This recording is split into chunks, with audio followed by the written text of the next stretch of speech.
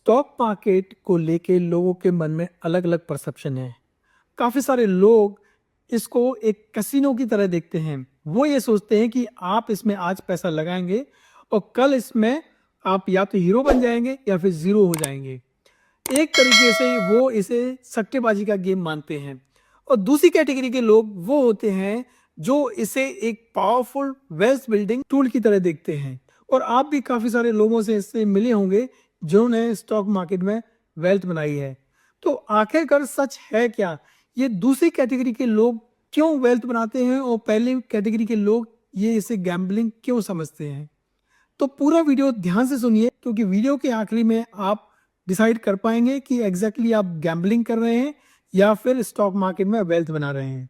अगर ये गैम्बलिंग है तो वर्ल्ड के रिचेस्ट पर्सन इसमें क्यों इन्वेस्ट करते हैं? और यदि ये वेल्थ बिल्डिंग मशीन है तो 90% लोग इसमें पैसा लूज क्यों करते हैं? आज मैं आपको एक ब्रूटल ट्रुथ बताने वाला हूं। स्टॉक मार्केट ना ही गैम्बलिंग है, ना ही वेल्थ बिल्डिंग मशीन है। आप इसे कैसे यूज करते हो वो डिसाइड करता है। चलिए हम देखते हैं कि लोग स्टॉक मार्केट को गैम्बलिंग क्यों बोलते हैं। सबसे पहला रीजन है क्विक मनी माइंडसेट। लोग यहाँ पर आते ही इसलिए है कि मैं इसमें आज पैसा डालूंगा और कल अच्छा मोटा मुनाफा बांध के निकल जाऊंगा। इसे बोलते हैं क्विक मनी माइंडसेट। ऐसे में लोग क्या करते हैं, वो इंट्राडे शुरू कर देते हैं, टिप्स पे बाइंग शुरू कर देते हैं, टेलीग्राम और व्हाट्सएप चैनल को ज्वाइन करते हैं और उस पर जो भी कॉल्स आते हैं बिना सोचे समझे उसको बाय कर लेते हैं।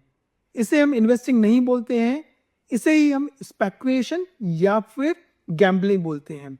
क्योंकि यहाँ पर आपको पता नहीं होता है कि आप किस स्टॉक को बाय कर रहे हैं, क्यों बाय कर रहे हैं, उसके पीछे का रीजन क्या है। दूसरा रीजन है नो नॉलेज ओनली एक्शन।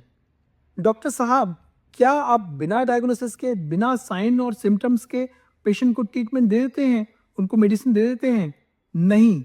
यदि ऐसा करते हैं तो आउटकम गलत आता है। उसी तरह से बिना जाने समझे, बिना नॉलेज के, बिना फंडामेंटल चेक किए हुए यदि आप कोई स्टॉक ले लेते हैं तो आपका लॉस गारंटी होता है। तीसरा और सबसे कॉमन रीजन है इमोशनल डिसीजन। आप जनरली टॉप पे बाय करते हैं और उसे बॉटम में सेल कर देते हैं। जैसे ही पैनिक होता है, जैसे ही जियोपॉलिटिकल टेंशन होती है, मार्केट गिरता है, पैनिक में आके तुरंत आप सेल कर देते हैं। और जैसे ही मार्केट ऊपर चढ़ने लगता है, सडनली एक मार्केट में बाउंस आता है तो आपको फोमो होने लगता है। फोमो मतलब फियर ऑफ मिसिंग आउट। और ऐसे में आप जैसे ही मार्केट ऊपर चढ़ने लगता है आप बाइंग स्टार्ट कर देते हो। और इसी को हम कैसीनो साइकोलॉजी बोलते हैं, जहां पर आप लॉजिक से नहीं इमोशन से काम लेते हो। अब हम आते हैं दूसरे पार्ट पर, why it is a wealth building machine. पहला रीजन है बिजनेस ओनरशिप। जब आप किसी कंपनी के शेयर खरीदते हैं, दैट मीन्स आप उस कंपनी के एक छोटे से हिस्से के मालिक बन जाते हैं। मान लीजिए आप अपोलो हॉस्पिटल का शेयर खरीदते हैं, तो इसका मतलब ये होता है कि आप अपोलो हॉस्पिटल के एक छोटे से हिस्से के मालिक बन जाते हैं। जैसे ही अपोलो हॉस्पिटल का बिजनेस ग्रो करता है, प्रॉफिट्स बनते हैं, तब आपकी भी वेल्थ बनती है, आपके भी प्रॉफिट्स बनते हैं। डेफिनेटली बीच में अप्स एंड डाउन्स आएंगे, कुछ क्वार्टर्स में रिजल्ट्स भी खराब होंगे, लेकिन लॉन्ग टर्म में आपकी वेल्थ ग्रो होती है। अब हिस्टोरिकली यदि हम अपोलो हॉस्पिटल की जर्नी को देखें तो जब इसका आया था इसकी प्राइस 50 रुपीज थी और आज इसकी प्राइस 7500 के आसपास है।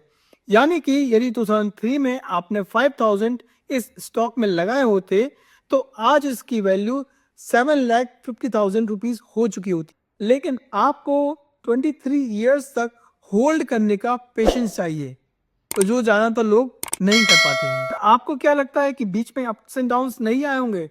काफी टाइम्स क्वार्टर्स गलत गए होंगे, वीक अर्निंग्स आई होगी, लेकिन उसके बावजूद भी उसने अच्छा परफॉर्मेंस दिया और आज की डेट में उसकी प्राइस 7,500 के अप्रोक्सीमेटली चल रही है।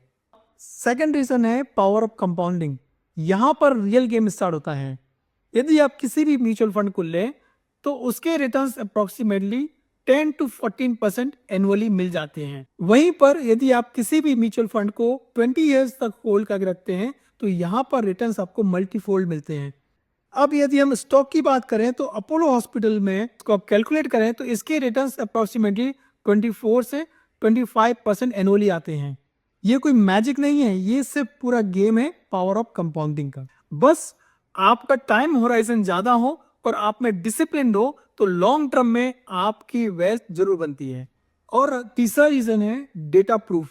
यदि आप हिस्टोरिकली देखें तो जब जब भी मार्केट में क्रैशेस आए हैं, बड़े बड़े करेक्शंस आए हैं, उसके बाद मार्केट रिकवर होता है और नया हाई बनाता है। अब 2008 में जब ग्लोबल क्राइसिस आई थी उसके बाद मार्केट रिकवर कर गया, और अगेन 2020 में जब कोविड क्रैश आया था उसके बाद भी मार्केट रिकवर कर गया था। ऐसे में यदि आप मार्केट से निकल जाते हैं तो वो लोग वेल्थ नहीं बना पाते हैं, और जो लोग क्रैश के टाइम पर भी मार्केट में बने रहते हैं, इनफैक्ट वहां पर अपनी एसआईपी कंटिन्यू करते हैं, ऐसे लोग ही लॉन्ग टर्म में जाके वेल्थ बनाते हैं। याद रखिए, शॉर्ट टर्म में मार्केट में अप्स एंड डाउन्स आते हैं, मार्केट में करेक्शंस आते हैं, लेकिन लॉन्ग टर्म स्टोरी इंटैक्ट होती है, मार्केट की जर्नी ऊपर की तरफ ही होती है। रिसेंट एग्जांपल दे लीजिए, यूएस और ईरान का जो वॉर हुआ था तो इसमें भी मार्केट ऑलमोस्ट 10 to 15% करेक्ट कर गया था, लेकिन मार्केट ने इसे डाइजेस्ट किया और धीरे धीरे जैसी कंडीशंस नॉर्मल आने लगी मार्केट रिकवर करने लगा। चलिए अब हम गैम्बलर और इन्वेस्टर्स साइकोलॉजी को कंपेयर करते हैं। Same market but two different people and two different outcome. Gamblers tips को फॉलो करते हैं, शॉर्ट टर्म थिंकिंग वाले होते हैं, पोर्टफोलियो डेली चेक करते हैं, लॉस में पैनिक हो जाते हैं और प्रॉफिट में ओवर कॉन्फिडेंट हो जाते हैं। Result stress plus loss. अब दूसरी तरफ हम देखते हैं इन्वेस्टर साइकोलॉजी। ये लोग स्ट्रेटेजी को फॉलो करते हैं, लॉन्ग टर्म माइंडसेट वाले होते हैं, एसेट एलोकेशन का ध्यान रखते हैं और अपनी एसआईपी डिसिप्लिन को कभी भी डिस्टर्ब नहीं करते हैं, मार्केट को इग्नोर करते हैं, शॉर्ट टर्म में पैनिक नहीं होते हैं, और इसका रिजल्ट होता है वेल्थ प्लस फाइनेंशियल फ्रीडम। याद रखिए, मार्केट आपको पैसा नहीं देता है, मार्केट आपको रिवॉर्ड करता है आपके बिहेवियर के लिए। मैं ऐसे काफी सारे डॉक्टर से मिला हूं जो हॉस्पिटल में बिजी हैं, ओपीडी में बिजी हैं, और दूसरी तरफ वो इंट्राडे पोजीशन ले लेते हैं। तो डॉक्टर साहब, आप पेशेंट को देखोगे या मार्केट को?